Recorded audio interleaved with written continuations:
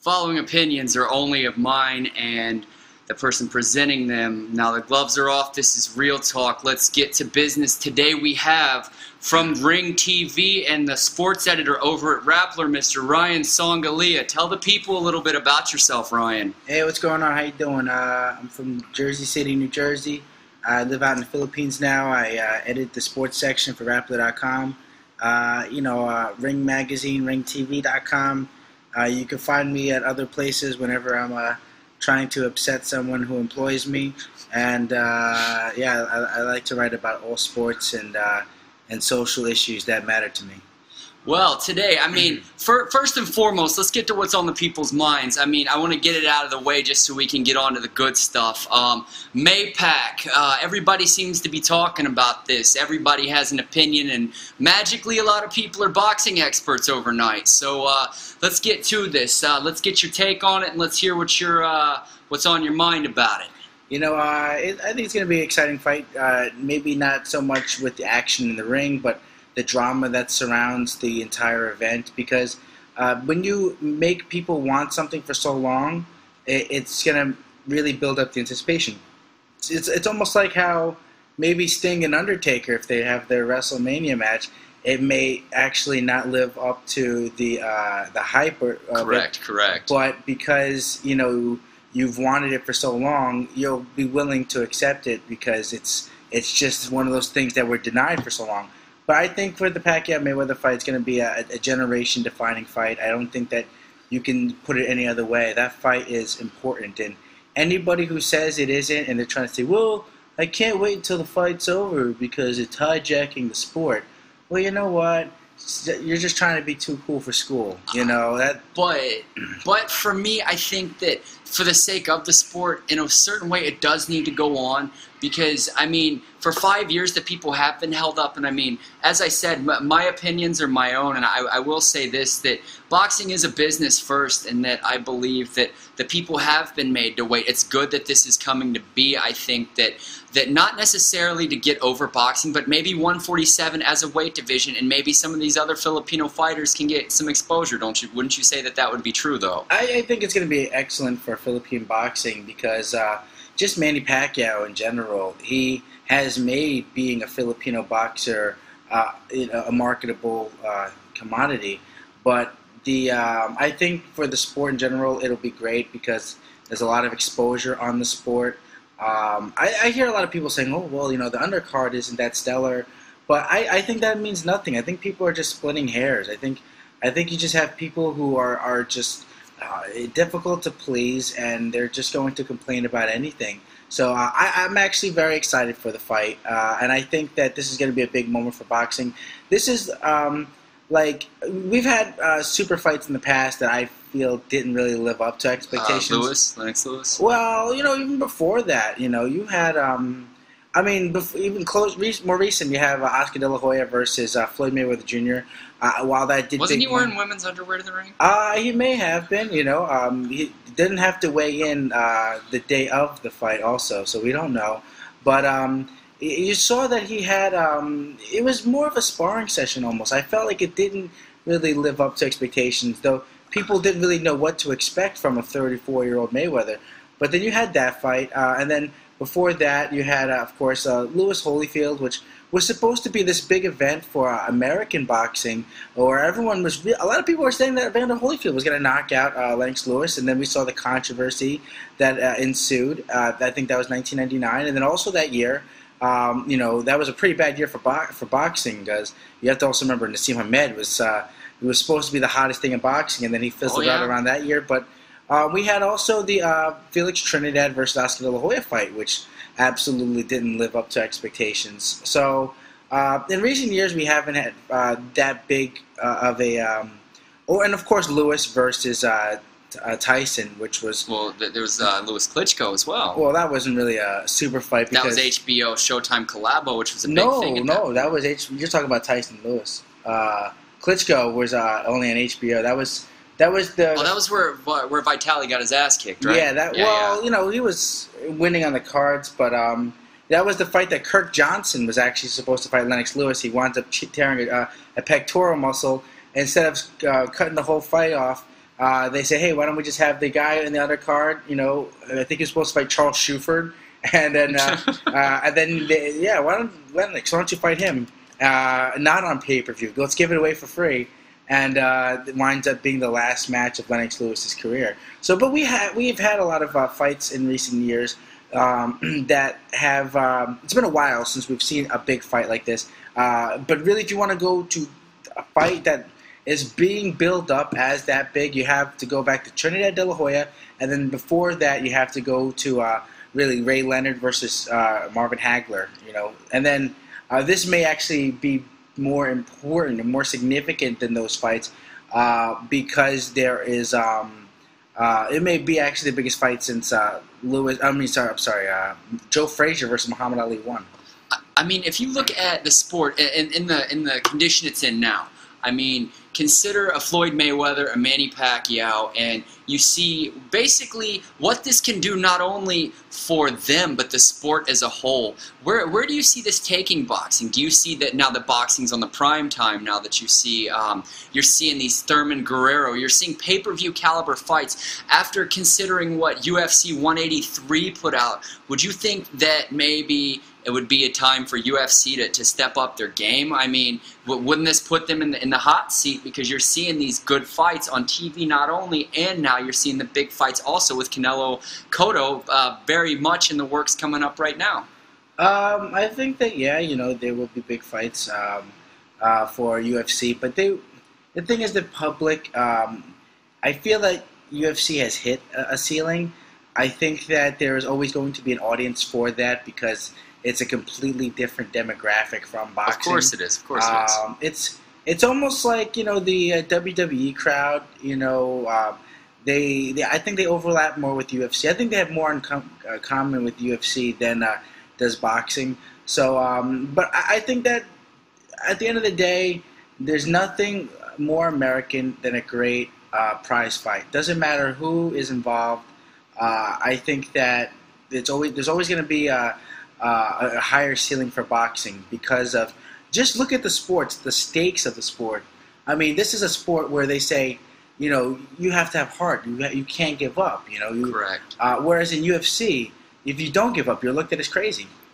I definitely can see the logic there. I mean, also when you see basically what UFC came from with your Hoist Gracies and your Ken Shamrocks, your Dan Severns, and a lot of what it is now. The good part that UFC has is that there aren't a lot of promoters involved. And I mean, like I said, my opinions are my own, and I play Fight Night Champion, and I realize that evil promoters, somebody like Bob Arum or Al Heyman, I mean, you didn't have this 30, 40, 50 years ago where... Evil promoters? Oh, yeah. You mean like Don King? You didn't have Don King? Oh. How about before that, you had Tex Rickard? Yeah. Boxing is, it's kind of an illegitimate sport. This is the... We got to remember... I think it was who was it? It was, I think, Fireman Jim Flynn against Jack Dempsey. They had a town. I think it was Shelby, Montana, where they basically bankrupted a whole town to put up this fight, and then everyone wound up getting screwed. I mean, there have been dirty promoters. I mean, and also you have to remember that boxing has had a lot of issues. Like, go back to Frankie Carbo, the Chicago mobster who was running the sport. I mean, hell, they had the World Series fixed at one point. The mob had the World Series fixed at one point. Yeah, I mean, I would say that, like, promotional indiscretion it's basically from day one in boxing.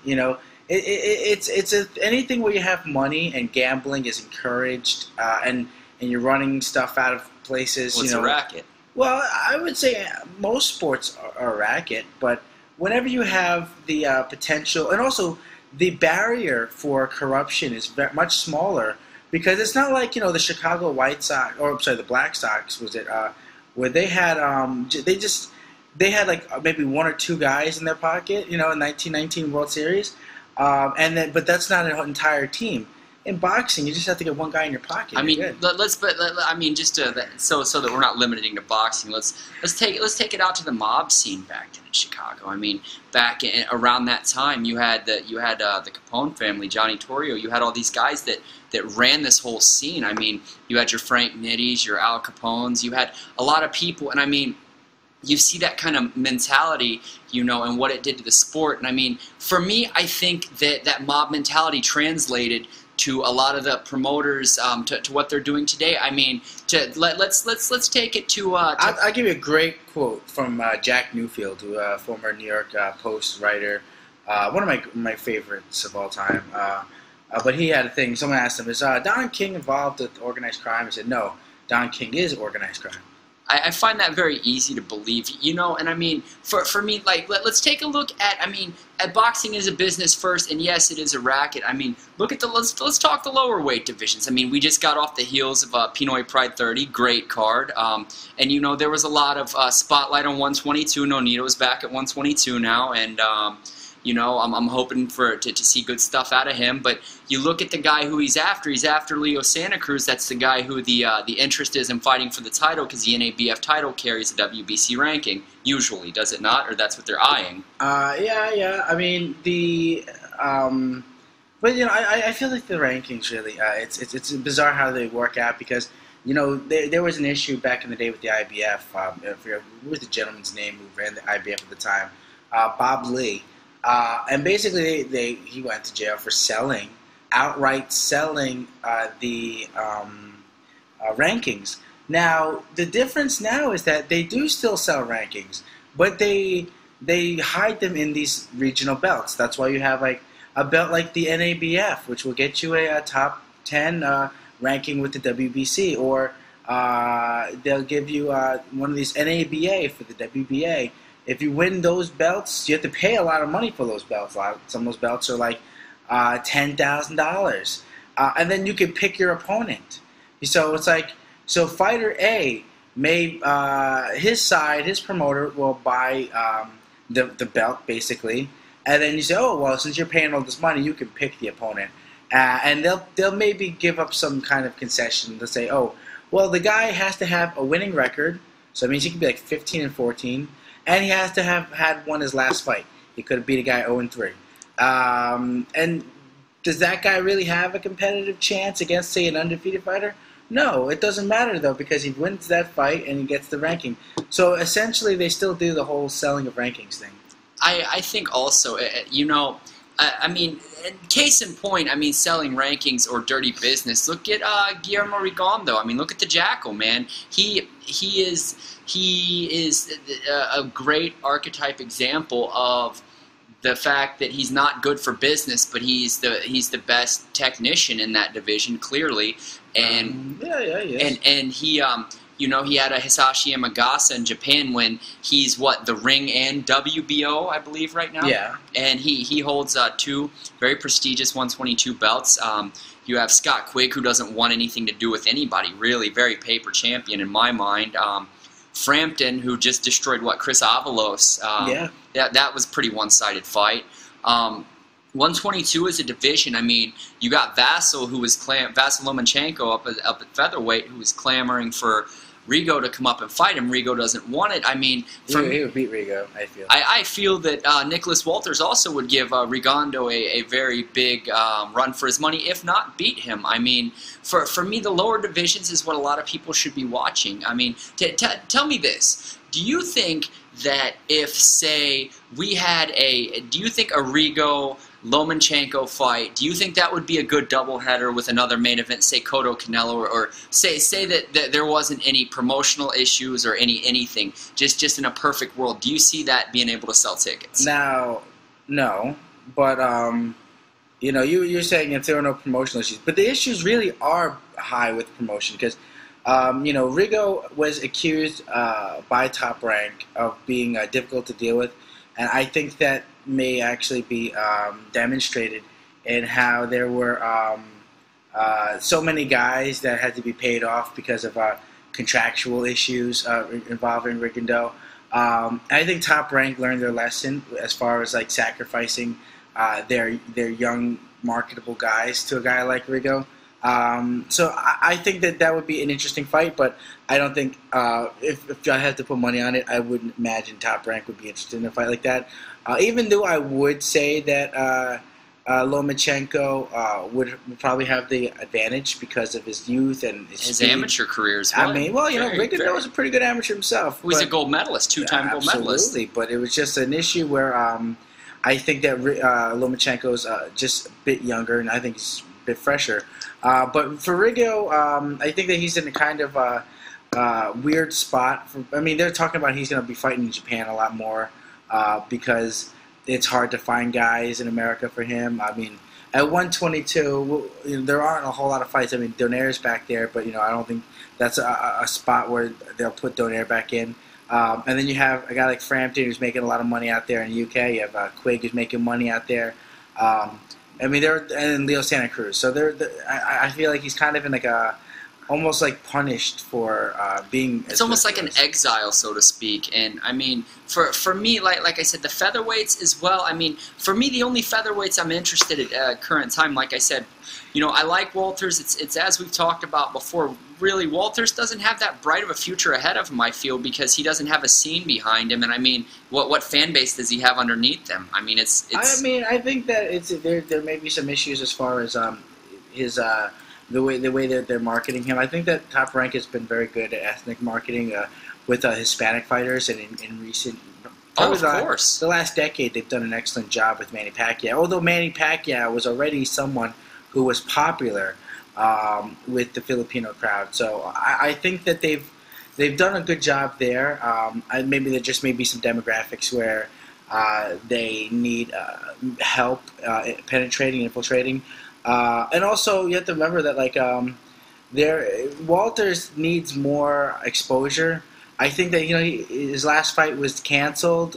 They used the word postponed, but when there's no opponent initially and there's no date reschedule, for what seemed to be a rather innocuous injury, I think that you can pretty much assure that there are no immediate plans. What was it, the flu or something? Something like that. I mean, how long does the flu affect you?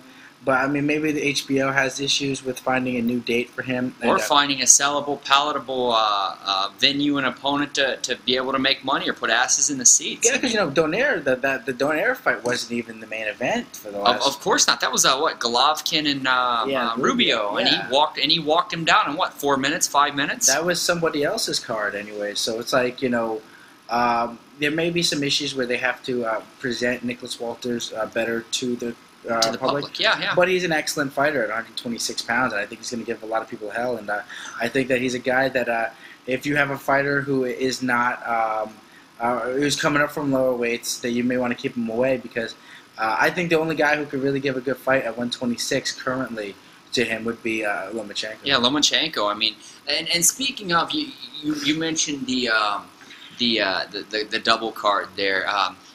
We got to talk God of War. We got to talk Triple G.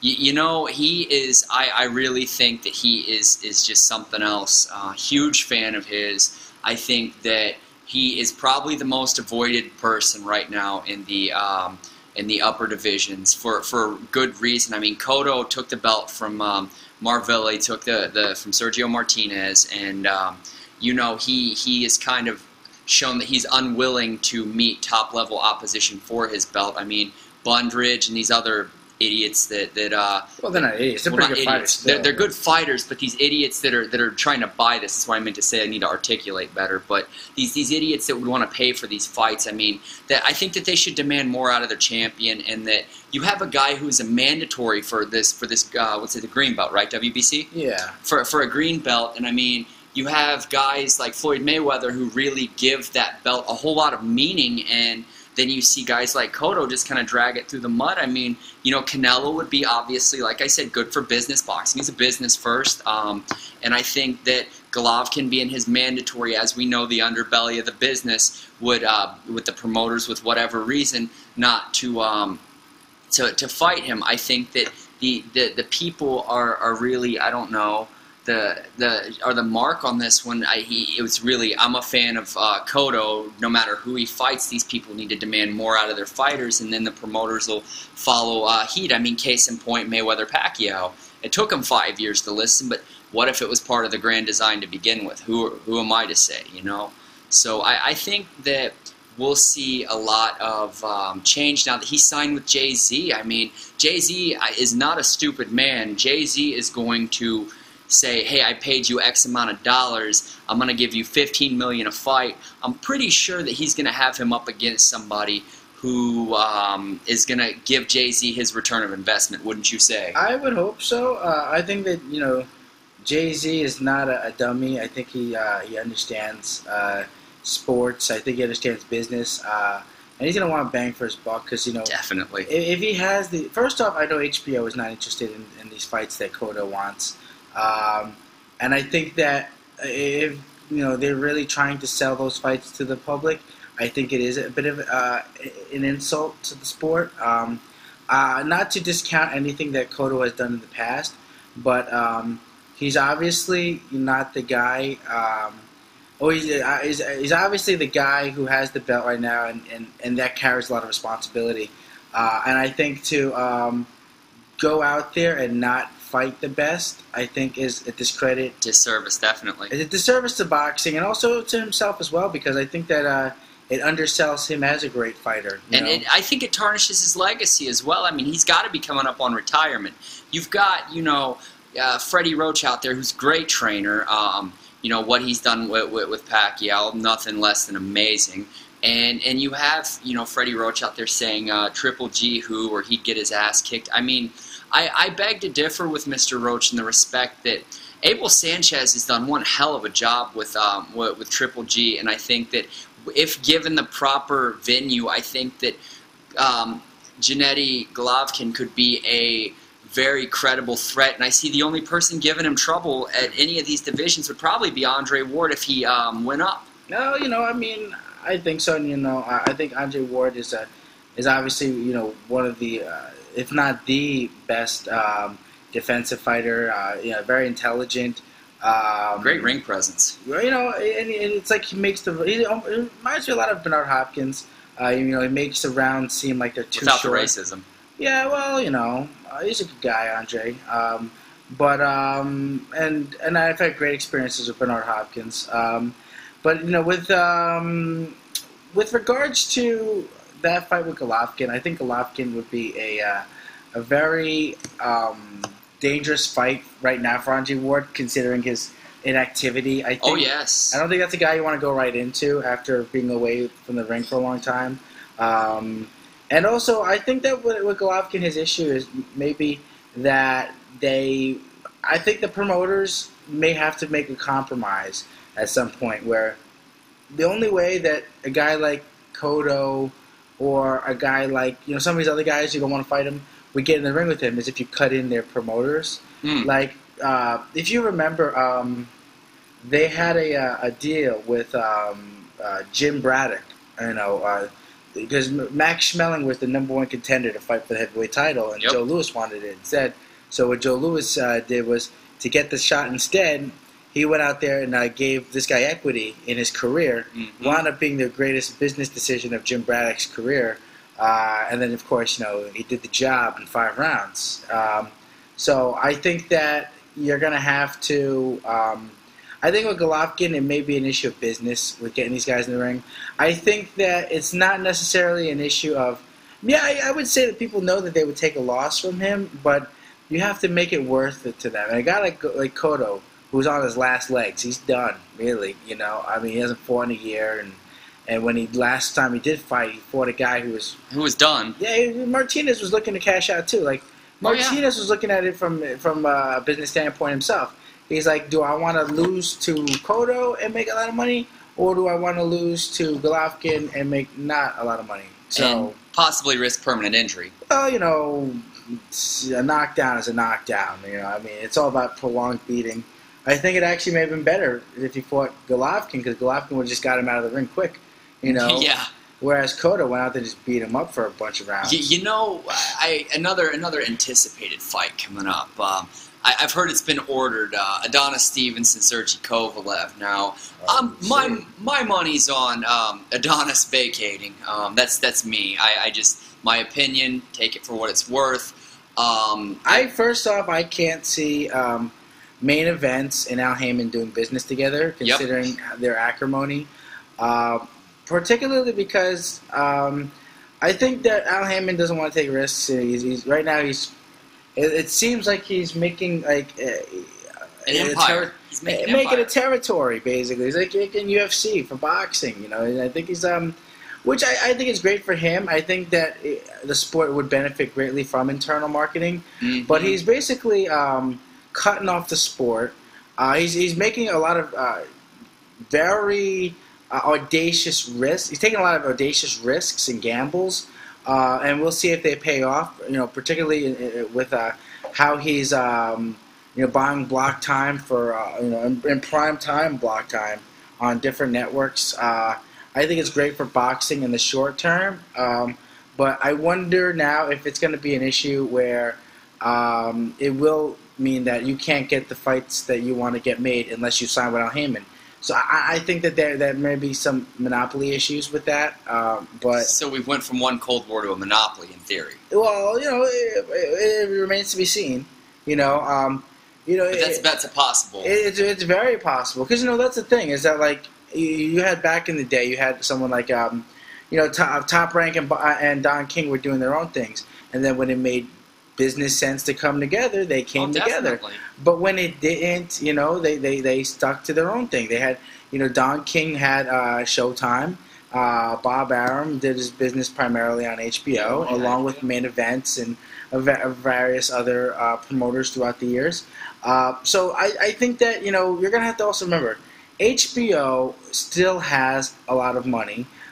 They still have a lot of interest in boxing. A great portion of their subscribers come from boxing. Yep.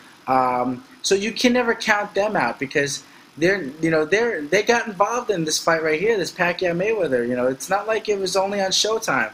Because remember, initially that was one of the demands, was that Pacquiao had to leave Top Rank and fight Mayweather on Showtime exclusively. So HBO, they basically secured their stake in the future of the sport by making sure that they were involved in this fight.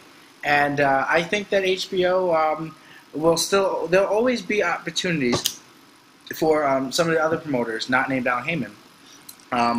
But Al Heyman, this is the one issue that Al Heyman is going to run into, I feel, by going out there and doing this PBC thing, because I know he doesn't really like to come out as far as like confronting the media, and there isn't a whole lot of transparency there. But when you do stuff like this, when you get involved with boxing and you are a promoter, you're no longer an advisor. And an advisor, what does an advisor mean? It means that you're like a manager / promoter, but you have no actual. You have no culpability.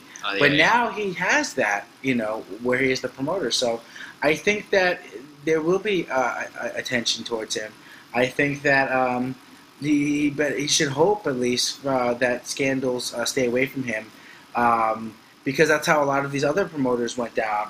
When you're a promoter, when you use that term, you open yourself up to a whole level of liability. Definitely, there's a certain mentality behind the promoters. There's a certain image that comes with when people say that. People think boxing. It's like that Bill Hicks bit. When the president's elected, they go in the smoky room and they show him a different angle of the Kennedy assassination. Go along with everything we say. Any questions? And I think that, as well, I see a lot of parallels. I see how boxing has changed even in my time. I mean, with a lot of boxing, from the promoters to the way the sport's changed, I think that I agree with you that it's great it's on TV, but what PBC, what we're going to see in the future of the boxing world, I like that they're taking a little bit of the WWE aspect to it. Realistically, the characters, you get behind the characters. There's marks for the people. Some of the people mark out for the characters. You have, the Floyd Mayweather, the guy who has his own fleet of G6 jets, and he changes his gold-plated Nikes every day, or whatever he wears or does. I think that that's good for the sport in a way that it gives people some kind of invested interest in the fight. I mean, wouldn't you say? I think so. I think that it's interesting when, but I just personally, I hope that they stay away from the hokiness of it. Yeah, definitely. I mean, we saw some pretty bad stuff with Adrian Broner and Paulie Malignaggi. Man. Oh no, but when they had their little thing, I don't think that was really essential to selling the fight. I don't think it made the fight any bigger. I think that some news outlets just ran with it because they didn't have it was empty press, I believe. Yeah, it was. Was this girl who was apparently I don't know. It made no sense to me. For those of you that don't know, Adrian Broner showed up to the press conference with an entourage of people wearing red and white shirts that said "Hey Paulette" on it, and they were exchanging pictures of I don't know, some female that both of them had been fooling around with, and apparently Paulie Malignaggi showed up with I think one or two other of his people. Paulie's a Brooklyn guy, and he's real straight to the point, matter of fact. And after the fight, as we know that had Paulie had punching power, I'm pretty sure Adrian would have went down a lot harder in that fight. As we know, Adrian lost his first fight to Marcos El Chino Maidana not too long after that. So just a little sub in there for those of you that missed that. Yeah, it was, but I think that I would prefer to see boxing. We don't have to have interest like that. Those kind of fabricated storylines. I think that good fights sell themselves. Oh, definitely. And fights that mean something. Because, all right, we had the fights over this past weekend. Boxing returned to the afternoon at CBS. Oh, yeah. I think it was Beterbiev, Archer Beterbiev versus Campillo, Gabriel Campillo, and then I forget who Adonis Stevenson fought. He wiped him out pretty quick. It doesn't really matter. But it's like when you have fights like that mean nothing to the sport, I think that it does a disservice. I don't think that it would have made it any more interesting if you had Beterbiev saying that he's messing around with Campillo's girl. There's nothing that could have elevated that fight. What would have elevated that fight is if they had the two opponents fight each other and then just put Beterbiev in with Adonis Stevenson, and then case dismissed. You're all good. You know what it reminds me of, though? That reminds me of. Do you remember the old Superstars of Wrestling shows they had on Saturday? You'd have Jerry Seaven come out and he'd fight IRS or Razor Ramon or somebody and get the holy piss beat out of him. And changing gears a little bit. We just got off of Wrestlemania. And I just like I said, boxing, pro wrestling, everything's open on here. I just want to say that WrestleMania 31 was the biggest, most grandeur-filled letdown in a lot of ways, but it had a lot of delivery as well. I think that the Bray Wyatt-Undertaker match was worked well. I think that there was a lot of... And it gave the fans what they wanted. However, you can look at the Triple H Sting match and just tell that, Shawn Michaels, even after he retires, can't stop fucking people over, stop feeding his own ego. And, if case in point, look at the promo, the Larry King live promo he cut on Hulk Hogan. I mean, there's what's good for there's what's good for the fans and what's good for the business, and apparently Triple H didn't realize either of those in that match. I think it was more to feed his ego.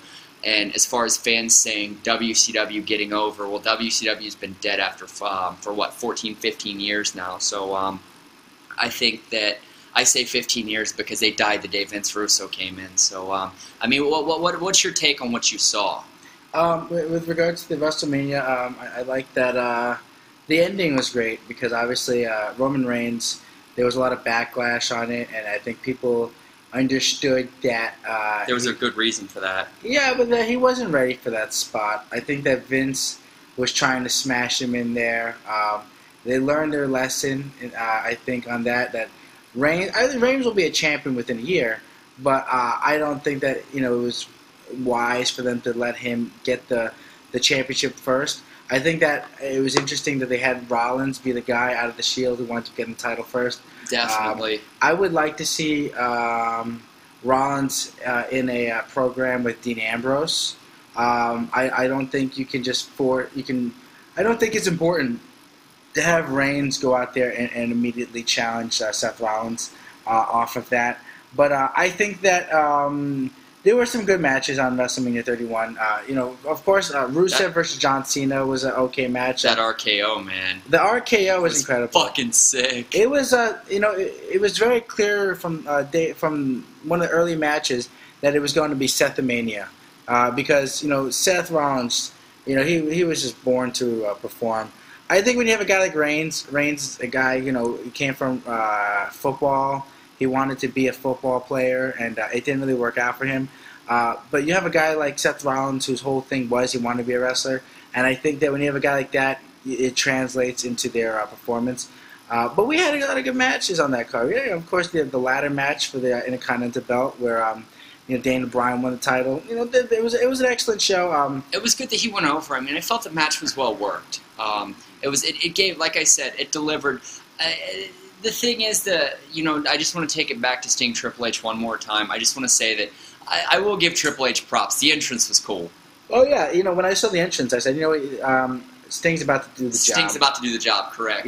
Because no one comes out as the Terminator and loses. Yeah, and you got Schwarzenegger back there and doing the spot. I think that I don't think that was as much. You had the NWO come out, you had DX come out, and I mean. For me, there was a lot of fluff to basically camouflage the burial job. Because listen, I was a huge wrestling fan up until Triple H became a top guy in the early 2000s.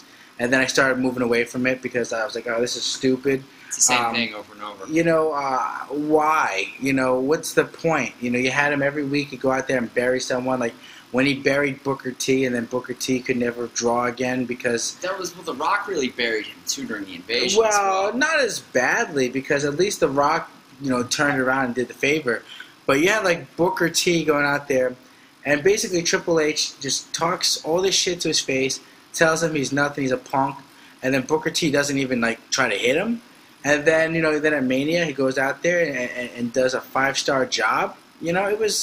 It made no sense, I mean, so, I basically feel that, Triple H ruined WWE a lot because of the way he booked himself.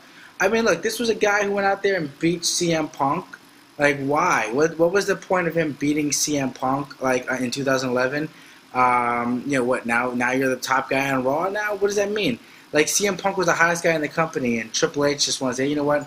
I need to get my cheap hit. I need to get my cheap pop. I'm gonna beat Punk. Do you remember that program he worked with Meth Hardy? I mean Jeff Hardy. Oh yeah, absolutely. That was gangbusters. That was incredible. I mean, and for me, I look back. Do you remember I believe it was Royal Rumble cage match he had with Cactus Jack, where he pretty much retired him. I mean. A lot of the matches that he was in, other than the losses he took to Undertaker at WrestleMania, were really ego-feeding. And I think a lot of his involvement was because he was banging the boss's daughter. I mean... Oh, he's married to her. He's not just banging her. But, also, if you look at it like this, man, I didn't like it how, they tried to build up the rematch, It was because first off, the first time that they fought at WrestleMania, it was oh, yeah, you won, Undertaker, but I kicked your ass and I buried you, So it almost made it seem like, oh, you got the one on your record, you got the win, but, you got your ass kicked. And then it's a moral victory for me. Yeah, then they sold the rematch as, basically Undertaker's begging for a WrestleMania rematch. What are you trying to say, that you really won, Triple H? What does that mean, You lost. Take your loss like a man. Undertaker... The thing is, and I'm, as I've told you 100 times, Undertaker was the company man from go. I mean, for me, I feel that, he did what was good for the business, even if it wasn't good for him. I believe that a lot of the spots that he worked, where he took, as I've told you before, the spot where he took Hogan's title, I don't think Hogan should have politicked and got his belt back. I think that, giving the belt back to a part-time guy who only works the big towns, as Shawn Michaels so eloquently put it. you have a guy, Hogan, who's politicked for years, and he's, takes this. You have the Taker, who turned around and worked great spots with, he did the face turn with Jake Roberts sometime after that, and I believe he worked some house show spots with the Warrior, and I mean, still he did what was good for the business, even if it wasn't good for his image. But Hogan, who's quite the opposite, would be, burying people. Shawn Michaels, who could fill a cemetery with all the careers he's buried, and it's you don't hear a lot of these people talking fondly about him. I mean, it is what it is. I mean, for me, I guess it's just the way the world spins for these wrestlers. I mean, you want to talk about somebody who's jaded? Let's talk about our favorite superstar here, Scott Steiner. Steiner's the man. I mean, yeah, definitely. Steiner gets kicked out of WrestleMania 15 because I believe he was going to shoot on the business. He was going to basically, call it like it was, and I mean, it would have taken him 20 minutes to articulate a proper sentence, but it probably would have been correct. When was this? WrestleMania 15. He got kicked out. He got in a shouting match with Hogan's wife on an airplane or something. I got a story of it going around. They got a picture of it. It's posted where he was barred from the event. Actually, so, recently, Scott Steiner was barred from WrestleMania. 15. That was 16 years ago. No, not 15. I'm sorry, 31. But, yes. But I'm sorry. But he got barred from this event because he was going to. He got in a shouting match with Hogan's wife, and I mean, he had told Hogan, "You ripped off Billy Graham. You did this." I mean, Scott Steiner at least pays his tribute to Billy Graham and the people that came before him. I think the Nature Boy, Buddy Rogers, when he paid his homage. He only pays homage to guys, it appears, when he's trying to bury someone who he feels was politically fucking him. But I mean, Scott Steiner is one of the greats, man. I mean, he's bad politically. You saw when he left TNA, he buried Hogan on the way out on Twitter. It looked like he was working an angle, but then I think he just wants to kill Hulk Hogan. He never liked Hogan. I mean, I don't think murder is ever good for business. Ask the people, ask the Puerto Ricans around Bruiser Brody when that happened. I mean, definitely not good for business. God rest his soul. So I think that there's definitely an aspect of the business that is touched on when I think all these people that are saying these things about Hogan. Hogan, who goes, "I love the Ultimate Warrior." I don't think the Warrior loved you back, and I don't think Savage did either. I mean, Randy Savage, one of the best minds in the business, and you could see that Savage could make just about anybody look good. Warrior, who just had an energy and a presence, but not really a technical working ability. Their spot at WrestleMania 7, I think it was. That was a great match. I mean, Savage did really cerebral stuff with Jake Roberts when the Cobra comes in the ring and bites him. I mean, this is... Listen here, brother. I mean, yeah, and where WWE got lost. I mean, they had great storylines back then, but you look at Shane McMahon takes his ball and goes home. Shane McMahon wrote great storylines. I mean, what's your take on the writing now? Because I think, and I just want to put this point out there, WrestleMania 31, case in point, was they put filler in. They put the Outlaws, the DX spot, the NWO spot. They're having legends who aren't even going to work any storylines, doing one-off appearances here and there as fillers for I think for lack of a better term, a lack of a creative team. I mean, you have there are some young guys right now, I think, that are over, and I think that maybe WWE's creative team should really look at that, because the crowds really like certain guys, but those certain guys aren't getting pushed. I mean, like Dolph Ziggler, the crowd really loves him. He's a beloved wrestler, and then of course they're gonna always go back to say, well, getting a pop and selling tickets are not the same thing. But when you have guys like Reigns, I mean, not to harp too much on him, but you can't tell me that whatever his reaction is selling more tickets than Dolph Ziggler. I think that maybe it's an issue where politically you have a guy like Triple H who should really just leave the wrestling behind. I don't think that he should wrestle anymore. I think that it interferes with I think it's passed him by. Well, not so much even that. I think it's just that it interferes with who he is in his capacity currently.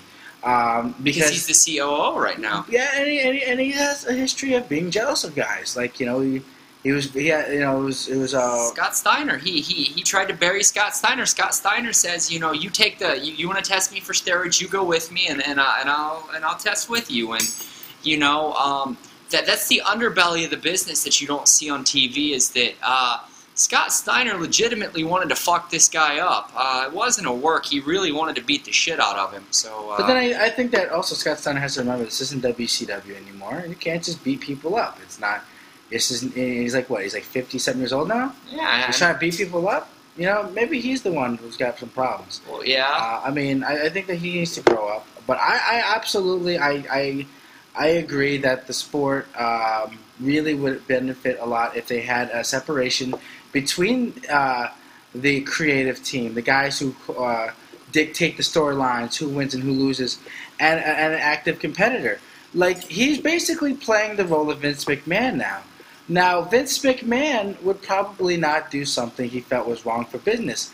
Like, he wouldn't go out there and beat Sting, I don't think, if Vince McMahon was wrestling.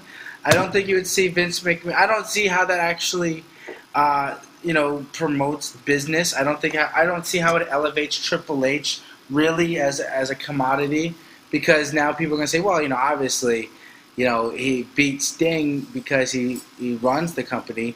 But if you had him beat Sting, then you could go and say, all right, we'll build something. If Sting went out there and beat Triple H, then they could have built something off of that. We're like, okay, Sting won at Mania, Undertaker won at Mania. Let's have them wrestle now. And I mean, it's like I've told you before. I think for the wrestling fans, it would be perfect to close the book on the golden era for a lot of us by having them do it. The respective faces of their companies. At the time, Sting was the franchise. Remember, he was the franchise player, and the Undertaker was very much in the mix. Title runs, main events, great storylines in the '90s. These two men, if anybody would close the book on, you know, that era, I think it should be them. And I think that the way that WrestleMania 31 set it up is that, you know, I don't think it's going to be conceivably hard to see Sting come back and work a program, knowing that he also had only signed to work so many live appearances and one wrestling match.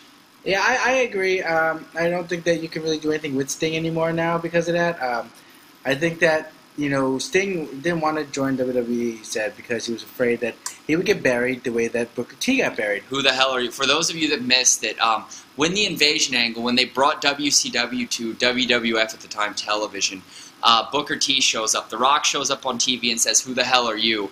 Basically, he buries the guy, everything he's trying to do. He just, basically, "Who are you? What are you doing here?" And it just discounted everything Booker T had done, and Sting was afraid that was going to happen. And then it actually happened. And then it did. And I mean, my thing is I really hope that Sting got a lot of money out of this. I really hope that Sting got off well for this. I mean, because for me, as a fan, it was a slap in the face to have Shawn Michaels just come in there, because I think Shawn Michaels has done enough damage to the business with his ego. And his ego, which started with the barber shop with Marty Jannetty, who, you know, was actually not that bad of a worker, not the greatest worker ever, but I think that set him down the road for future failures. But for me, I just think that, you know, that was just completely counterproductive. Other than that, I mean, the Seth Rollins spot was great.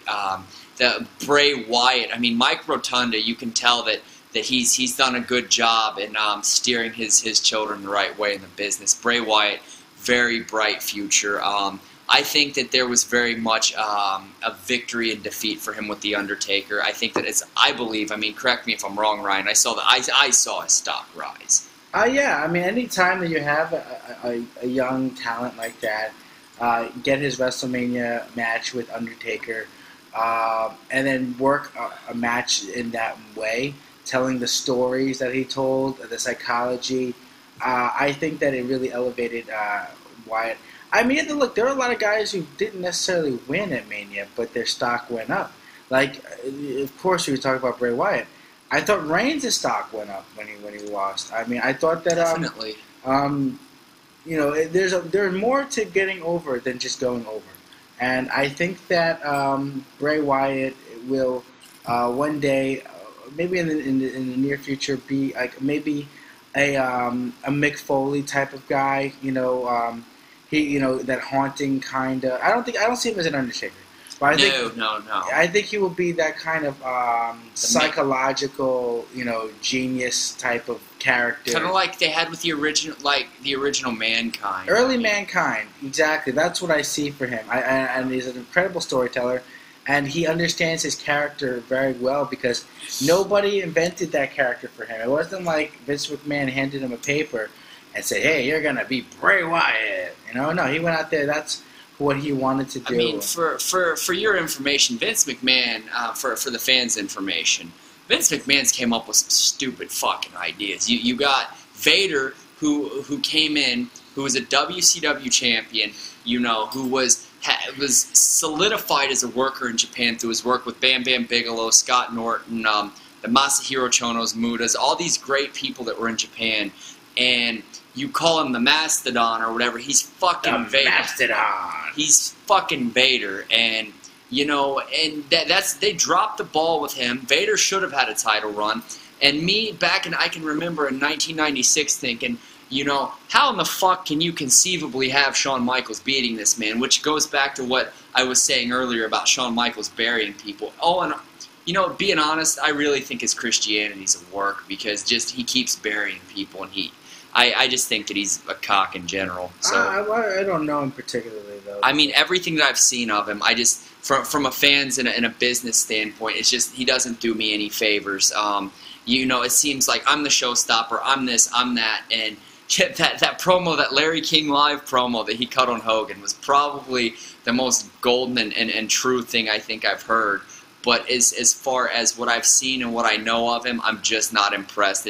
He goes out there and he puts on a show, yes, but I just think the dude is a dick in general to a lot of people that he's buried. I mean, you can't deny that there's been a lot of spots where he could have put people over and he didn't. Yeah, but then you have a guy like Shawn Michaels that, if you went out there and just did all these jobs, then you would be known for just doing jobs.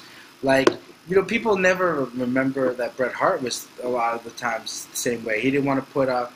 All right, so Bret Hart was working a program with Diesel. 95 Rumble, yeah? Yeah, but what happened was that this is, leading up to WrestleMania that year. Oh, yeah. Undertaker was going to work with Nash, and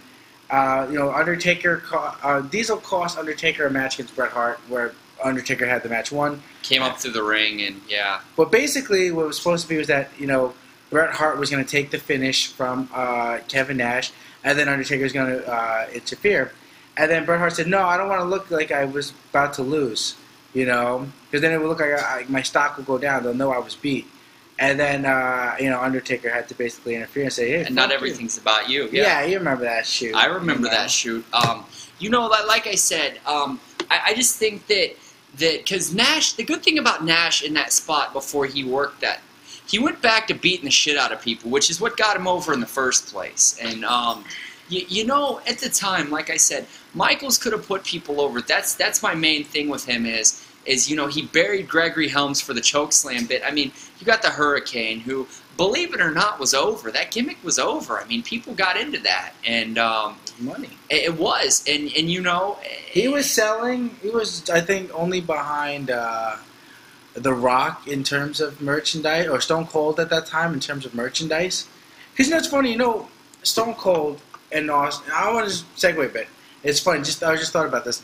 You never seen anyone wearing a Rock shirt, You didn't. When he had the Brahma Bull shirt in the beginning, you saw some cats wearing that. I never saw no one wear that. I saw a lot of people wearing the Austin 316 shirts. Or yeah. And I mean, Austin brought it to the mainstream. Let's because I think that because Ryan's definitely going to do a second part with me about this at some point. I think that one thing that we need to touch on is that the business was at, this is a different time in the business. The Attitude Era, there was a different, this was a mainstream appeal, you know. You had the Road Dogg, who was, geez, man, he was so over, you know, oh, you didn't know, and then everybody and their mother knew that that's the Road Dogg. I mean, and you don't have that kind of audience involvement or that kind of mainstream appeal that you had back then. I mean, you've got Batista going out and doing his thing, or you got The Rock. You know, I think he's in some musical now or doing whatever he's doing. But as far as Austin, who wasn't in movies, you had got The Undertaker, Kane. These guys weren't really in movies. I mean, you saw them on the cover of TV Guide or whatever, but everybody knew who they were, and wrestling was still way more widespread than it is now. Yeah, no, exactly. But, you know, wrestling absolutely was in a better place then. But I think that it comes down to just having guys that the crowd can invest in, and putting them in the right positions to succeed. You know, it's unfortunate that a lot of injustices have happened with regards to booking and creative. But I think that, you know, you know, when you have a guy like Jim Cornette who goes out there and says, I don't know why anyone would watch wrestling, I think that's just indicative of how he's just saying, I don't know why I would want to watch wrestling, because it's not the way it was in 1985 or whenever I thought it was. You know, cool. When it was Smoky Mountain or when it was territorial wrestling, I mean, you can't stay in the feudal colonial mindset forever. I mean, have you seen Jim Cornette's new DVDs? Back to the Territories. It's like Back to the Future, but Back to the Territories. I'm like, who gives a fuck about the territories, bro? I mean, you're a nerd, Jim Cornette, and you never fought anyone. I mean, Jim Cornette had good ideas at the time. Now, I mean, but the thing is who were his ideas compared to fucking Ole Anderson, who the dude had never had a good idea. He was a fucking cock as a booker, and he knew nothing about the business, I feel, because honestly, the dude was stubborn and rock-headed, and you know, who was it? Cowboy Bill Watts that was running shit back then. Yeah, Bill Watts. Bill Watts, who was saying, you know, Bill Watts ran an 80s company and an 80s mentality, and, you know, the business had passed him and Ole Anderson by. But you see, when the Clique came in the WWF back then, at least they had good, quantifiable, solid storylines where, you know, you had Razor and Diesel, and you had, you know, Diesel turning on Shawn Michaels, and Diesel became this juggernaut with the title. I mean, because he had fans, he was over. People loved it. The Diesel power thing. Do I think he was a great worker? I think he had a big boot, a jackknife, and a sidewalk slam. I don't think being a good worker means anything, man. Because why doesn't Dean Malenko sell all these tickets? Or why aren't these vanilla midget guys? You know, Dean Malenko got probably the biggest pop I've ever heard. And was that because of him? Yeah. No, it was because of Jericho. Man. You could have had Psychosis be like the guy who was feuding against him, and Psychosis would have told you the same story. It didn't matter. It was Chris Jericho was such a heel, and everyone wanted to see him get his ass kicked because like it was a weasel. Because you know, for those of you that don't know, at that time, Boris Malenko, Dean Malenko's father, had just passed away, and Chris Jericho brought out a caricature of him, and he called him Bor-Us, and he had basically ridiculed his father on the air, which seemed like pretty much he was shooting on his father and just taking a real jab at his father, and it really got the people over. I believe that Chris Jericho's psychology and storytelling as a heel is basically beyond reproach. I think that's what the business is missing, and we're going to wrap this first hour up. What we're going to do is we're going to do a second part with Ryan, and I hope you guys come back for that. It's been a pleasure having you guys around. Is there anything you want to tell the people, your Ring TV, anything that you want these people to know about? Yeah, no, absolutely. I want everyone to know about this awesome tweet that I just saw from Paulie Malignaggi. He's starting a podcast, right? You see this right here? He got a new podcast. You know, congratulations to him. And then this guy says, "Is there a built-in slandering Pacquiao segment or not?" Look at Paulie's thing right here. But read that out, Patrick. No, but fortunately we do dedicate a few minutes each show to drilling your mom, so that's always fun. Yeah, I think that's the real podcast. Nobody wants to listen to this shit. They want to see Paulie Malignaggi talking about drilling some guy's mom. You know, Paulie Malignaggi is a great character, and I think that he would be exactly, him and Scott Steiner on color commentary would be exactly what the WWE needs. And on that, I'm gonna leave it at that. We're gonna get part 2 with Ryan, and I hope you guys come back, and I hope you guys had as much fun listening as we did. Yo, the dude, his boy Peter said loads of fun, literally. Oh snap! Oh man, we'll get back to you guys with the second Gloves Off Real Talk. Loads of fun.